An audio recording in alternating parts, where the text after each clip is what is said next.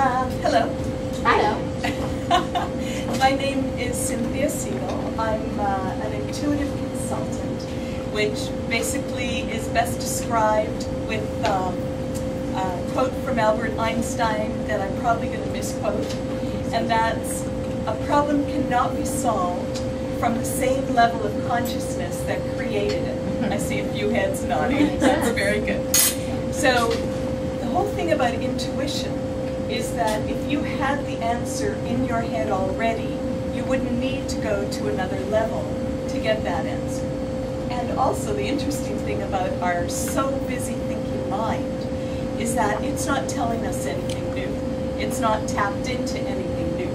We can learn things and add things, and if we're smart enough, like the gentleman running the camera, then we can put new ideas, we can create new things. But most of the creative force is being, how shall I say, downloaded to us.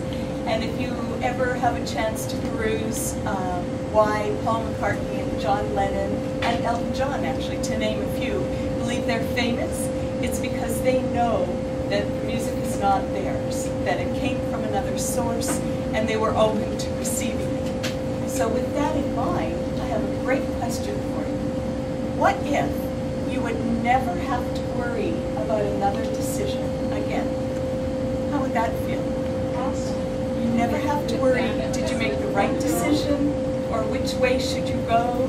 Or should you listen to your partner about the best thing to do? Or it's a big decision because it concerns your child. What if you just knew the answer? So that's what I do. I teach people how to get their own answers. How many have played with the pendulum? You know, where you get the little yes, no. Okay. So there's a number of ways where you can bring it home, where you actually use your body to get yes, no answers. And that's like metaphysics 101. And after that, you actually open yourself to receiving whole paragraphs and whole chapters of information. And there's a lot of people that write books that say that too. It just kind of came through once I was in the right place. So that's what I do. I help get you into the right place so that you can charge through your life knowing that every decision you make is in your highest good. Does that sound good? Yeah. Okay, this is where I introduce my definition of free will by Cynthia Segal. My definition of free will is asking the question, receiving the guidance, and choosing not to follow it. All right, so how many here have had a gut feeling, they knew what they should do, but they decided not to, and hopefully it left you in a laughing place? Sometimes it doesn't feel like that all the way through, but at the end, when you look back, I had that happen just coming here. I usually come, I live in an island, so I usually come, there's a choice of 3 ways, and I have a favorite, and I hear, no, go the other way, which is, it's a nicer drive, it's maybe 2 minutes longer, and I thought, well, I'll just go the way I always go.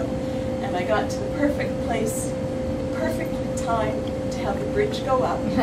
So I'm laughing, and then after that, the tracks were actually barred as a train went by with 132 cars. Right. I figured I would do something while I was sitting there. So I knew that I should have gone the other direction and chose not to. That's a little example.